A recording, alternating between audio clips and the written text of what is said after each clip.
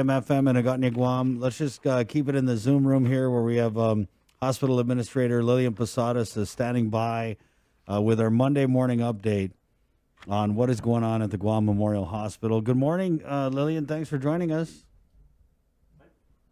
Unmute.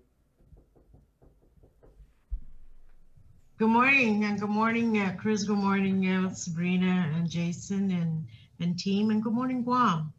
Thank you for this opportunity. Of course. Hi. I would just want to get you to that virtual macaroni and hot dog soup, so we'll just take care of business now. What the COVID census, GMH? We did see some. Well, there's 21 ICU, so I mean that's very concerning. And Dr. Hoa, and also and the JIC release, right? So I don't know what the latest numbers are, Lillian. So go ahead. Our COVID census for the Guam Memorial Hospital. For Guam Memorial Hospital, we have 63 individuals in the house with COVID infection, and of the 63, 15 of them are ICU level of care, and of the 15, 9 of them are on ventilator support. We have 9 individuals convalescing and transitioning to over at the CIF. Hopefully that they go home or go to the ISOFAC. So that's where we stand. There are a couple of COVID patients who are on ICU level of care over at GRMC that were also, in communication and coordinating the transfer over to GMH. We lost a few people over the week since yesterday. Right. Yeah. Yes. You said, I'm sorry. What did you just say? We lost a few people yesterday. That were included in the JIC or were not included in the JIC? I think the 2 were included in the JIC because one was in the morning at 10:10, a female individual in the 70s, and then at about 10:25 last night, a male individual in his 50s. I'm not sure that the JIC has already put that out. I don't think so. That would be the 95th, correct? What's that? Would that be the 95th, the gentleman who passed it after 10 last night? Correct. Okay. That will be the 96th. 96 or 95th? 96. 96. Yeah. So when was the 95th? It's hard to keep track, right? Yeah. I think the one yesterday, was it 94 or 95? Oh gosh, I can't remember. 94 at 10:10 in the morning, 73-year-old woman. 10:10 in the morning. Okay, so the 95th will be the one last night at 10:25 p.m. How old did you say? What was that? How old did you say? About 50s, in the 50s. It's a male individual in his 50s, and then the one at 10 in the morning yesterday was in the 70s, right. Female individual. So, yes. So the man in his 50s, did he have comorbidities? You know what?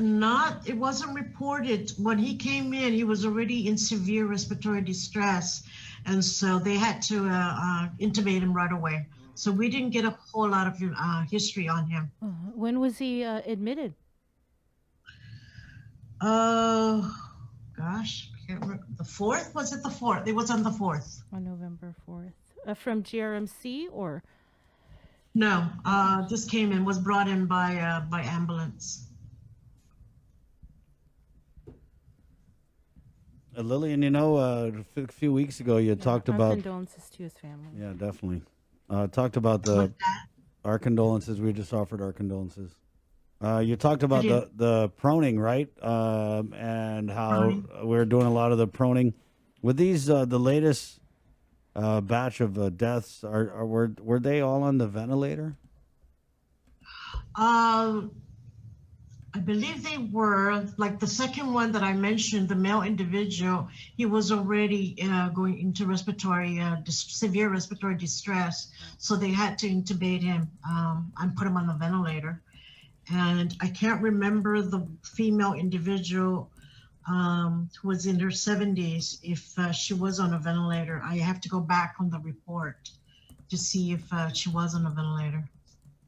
But yes, the proning, the Dr. Ogden is leading the team for an aggressive and a robust proning treatment therapy. And so, but when their lung capacity has already pretty much, collapsed and is fibrotic and stiff, it's really hard. It's a real challenge to try and, get the lung tissues to open up and get that oxygenation in. And so it's best, and that's why Dr. Akun is really pushing to make sure that it's done ahead of time, and while they're still able to breathe on their own and not be on a ventilator. And that's the purpose of that proning, is so that their lung tissues can stay open and be oxygenated and not get to that phase where they need to be on a ventilator. Right. I mean, short of giving a medical advice out over the air, is that something that you would suggest for people who are positive to do it just as a habit if they have the virus in the early stages? That's a good idea, and it can be done. They can do it on their own. They don't have to wait to come into the hospital. That will help open up the lungs and drain, whatever secretions that's building up in their lung tissue. Once they can start the proning. The condition of the patients in the ICU, Lillian, I mean, should we just be preparing for the worst? Well, the 15 that are in the ICU level of care, 9 of them are already on the ventilator support. And so the remaining 6 are on supplemental oxygen, if not high flow, then BiPAP or CPAP. Once you go on the ventilator, I mean, just from talking with you over the last 8 months, the prognosis is very bleak, right? It can get there, but we can't give up. We just don't give up, and we just keep pushing, to get them all that treatment so that they can get off the ventilator. And some have gotten, off the ventilator.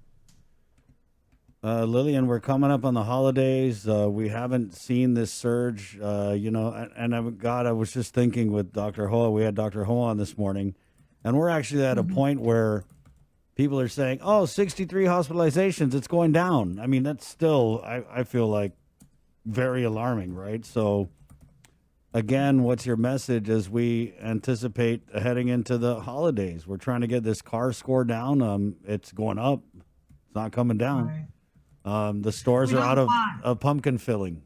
I don't know if that makes any sense to anybody, but to me that means people are making pumpkin pies, which means they're planning for their Thanksgiving.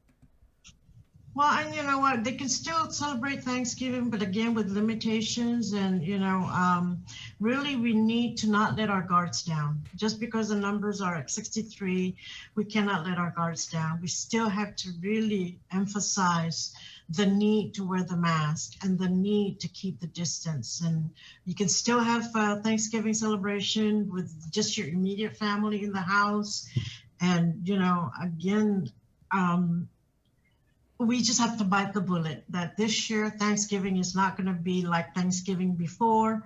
But if we get through this, and then maybe next year we can celebrate. But for now, we should not let our guards down and just continue to wear the mask, to keep the social distance, have small meals with just your very immediate family in the household, and if anything, maybe you can have it outside in the open, but again, we cannot let our guards down. We just have to keep emphasizing wear the mask and not take it for granted that the numbers are going down. It means we can celebrate.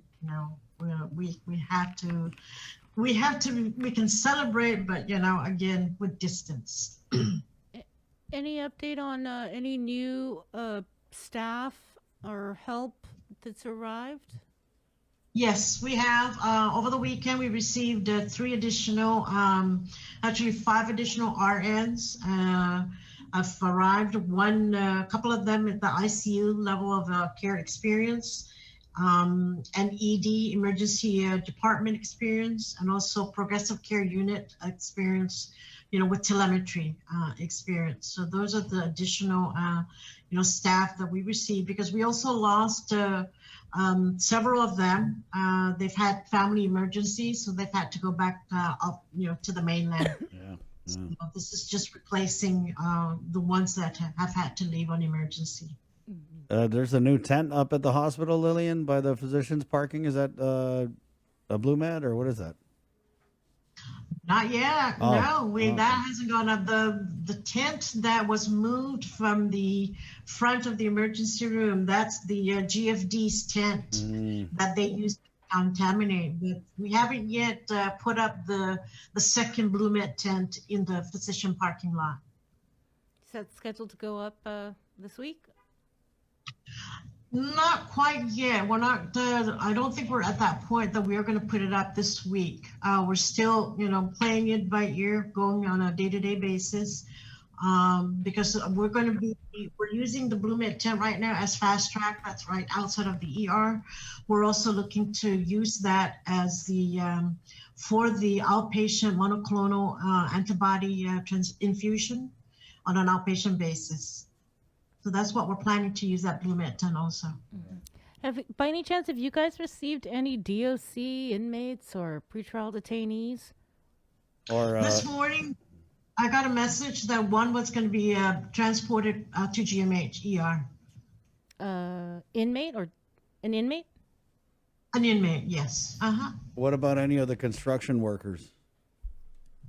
We had one individual that was brought in, and so, that individual is in the hospital. We haven't heard any other construction workers that have been brought in. But when we talked to you last week, you were making room over there, right? Have those preparations been completed, and are you satisfied that should a greater need arise for hospitalization with either the DOC situation or the construction companies? That was the plan.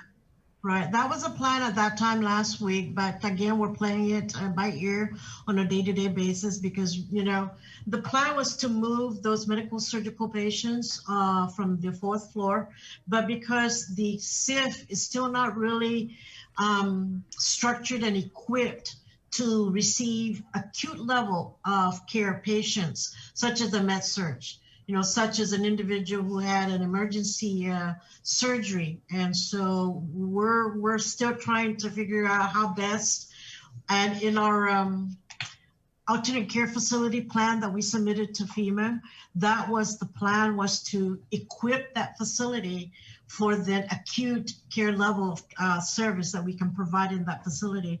Right now, it's not equipped for that because we don't have the laboratory capability, we don't have the radiology capability, respiratory therapy capability there. It's a low level. Remember, it was built as a long-term care facility, so it wasn't equipped to be an acute care service.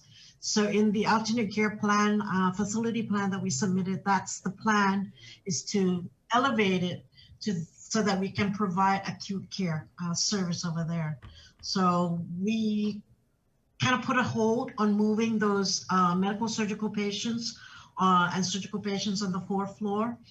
We put a hold on that one because we still have to make sure that we have all those other capabilities available over at the SIF. Are you having to do anything differently at GMH in anticipation of inmates and detainees being brought over to GMH? I mean, you already have one on the way. The Blue Med tent, if we need to use it, it's got 8 beds in that Blue Med tent right outside of the ER if we need to. Then we will then put up the second Blue Med tent in the doctor's parking lot if we have. And so, I mean, I guess what you have to have them separated from everybody else? So because we do hospitalize inmates in our regular, non-COVID acute care area, but the security guards are there. I see. Okay. To make sure that, they are, secured and not wandering around. So Right. The DOC officers are there to then, 24/7, they man that area. All right. Thank you, Lillian. Lillian. Please take a big container of the macaroni and hot dog soup for the staff, okay? It's a good day for soup. I can Balutan to go, yes, of course. Thank you. All right. Okay, Take Lillian. care. Algamos. Okay. All right. Okay. Lillian Posadas, definitely appreciate her accessibility and coming on the show to provide